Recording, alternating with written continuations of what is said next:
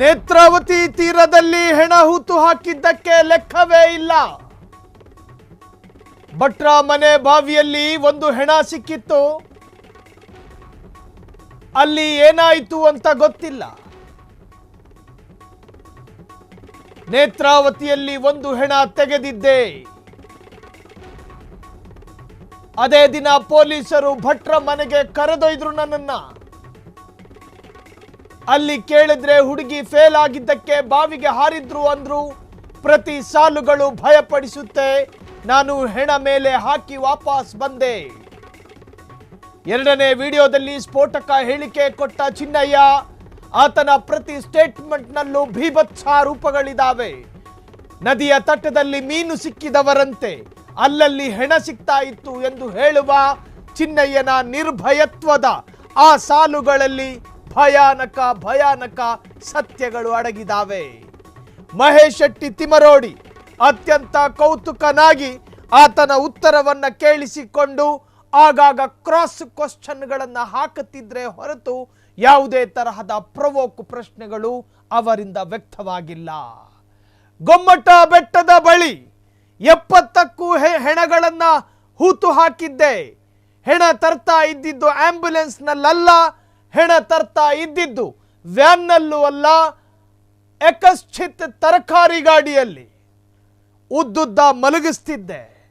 ಈ ಹಿಂದೆಯೂ ಅನೇಕ ಹೆಣಗಳು ಅದೇ ಭಾಗಗಳಲ್ಲಿ ಹೂತು ಹಾಕಿರೋದ್ರಿಂದಾಗಿ ನನಗೆ ಖಾಲಿ ಜಾಗಗಳ ಕೊರತೆಗಳಿತ್ತು. ಅಲ್ಲಲ್ಲಿ ಒಣಗಿದ ಭೂಮಿ ಎಲ್ಲಿದೆಯೋ ಅದರ ಅರ್ಥ ನಾನು ಈ ಹಿಂದೆ ಹೂತು ಹಾಕಿರೋ ಜಾಗ ಇದಲ್ಲ ಅನ್ನೋದು. ಕಾರಣ ಹೂತು ಹಾಕಿದ ಜಾಗ ಸ್ವಲ್ಪ ಹಸಿಯಾಗಿರುತ್ತೆ.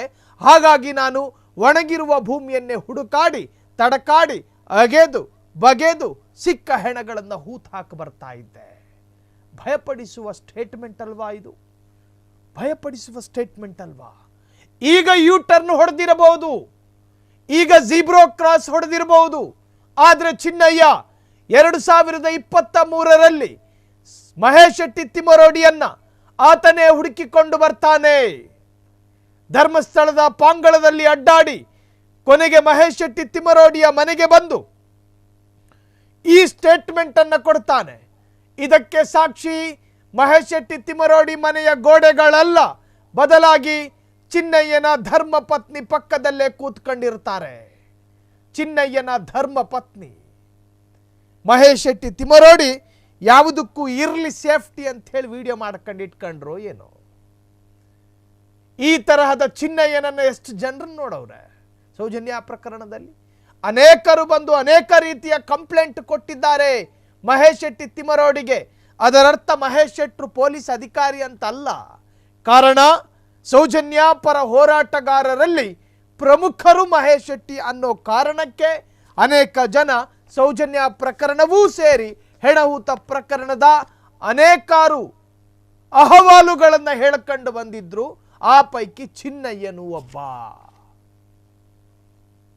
ಹಾರರ್ ಮೂವಿಯಲ್ಲಿ ದೆವ್ವದ ಕಥೆಯನ್ನ ಬಿಡಿಸಿ ಹೇಳುವಂತೆ ಅಲ್ಲೇ ಕೂತ್ಕೊಂಡಿದ್ದ ಚಿನ್ನಯ್ಯ ಎಲ್ಲವನ್ನ ವಿವರಿಸಿ ಹೇಳ್ತಾನೆ. ನಿರೂಪಣೆ ಮಾಡುತ್ತಿರುವ ನನಗೂ ಭಯ ಹುಟ್ಟುವ ರೀತಿಯಲ್ಲಿ ಆತನ ಸ್ಟೇಟ್ಮೆಂಟು. ನದಿ ತಟದಲ್ಲಿ ಮೀನುಗಳು ಸಿಕ್ಕದ ಹಾಗೆ ಹೆಣಗಳನ್ನು ತರ್ತಾ ಇದ್ದೆ ಖಾಲಿ ತರಕಾರಿ ಗಾಡಿಲಿ. ಒಣ ಭೂಮಿಯನ್ನ ಅಗೆದು ಹೂತು ಹಾಕುತ್ತಿದ್ದೆ. ಗೊಮ್ಮಟ ಬೆಟ್ಟದಲ್ಲಿ 70 ನೇತ್ರಾವತಿ ತಟದಲ್ಲಿ ಹಾಕಿದ ಹೆಣಗಳ ಲೆಕ್ಕವೇ ನನ್ನಲ್ಲಿಲ್ಲ.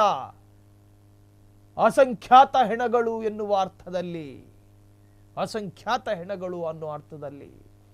ಭಟ್ರು ಮನೆಯ ಹಿಂದಿನ ಬಾವಿ ಪಕ್ಕ ಅಲ್ಲೂ ಹೂತು ಹಾಕಿದ್ದೆ. ಚಿನ್ನಯ್ಯನ ಅತಿ ಭಯಾನಕವಾದ ಹೇಳಿಕೆಗಳು ಈಗ ವೈರಲ್ ಆಗ್ತಿದೆ. ಫ್ರೀಡಮ್ ಟಿವಿಗೆ ಲಭ್ಯವಾಗಿದೆ ಆ ಸ್ಫೋಟಕ ವಿಡಿಯೋ. ನೇತ್ರಾವತಿ ತೀರದಲ್ಲಿ ಹೆಣ ಹೂತು ಹಾಕಿದ್ದಕ್ಕೆ ಲೆಕ್ಕವೇ ಇಲ್ಲ. ಭಟ್ರು ಮನೆಯ ಬಾವಿಯಲ್ಲಿ ಒಂದು ಹೆಣ ಸಿಕ್ಕಿತ್ತು. ಅಲ್ಲಿ ಏನಾಯಿತು ಅಂತ ಗೊತ್ತಿಲ್ಲ. ನೇತ್ರಾವತಿಯಲ್ಲಿ ಒಂದು ಹೆಣ ತೆಗೆದಿದ್ದೆ. ಅದೇ ದಿನ ಪೊಲೀಸರು ಭಟ್ರ ಮನೆಗೆ ಕರೆದೊಯ್ದ್ರು.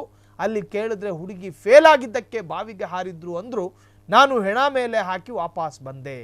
ಎರಡನೇ ವಿಡಿಯೋದಲ್ಲಿ ಅತಿ ಭಯಾನಕ ಸ್ಫೋಟಕ ಹೇಳಿಕೆಯನ್ನು ಬಿಚ್ಚಿಟ್ಟಿದ್ದಾನೆ ಸಾಕ್ಷಿದಾರ ಚಿನ್ನಯ್ಯ.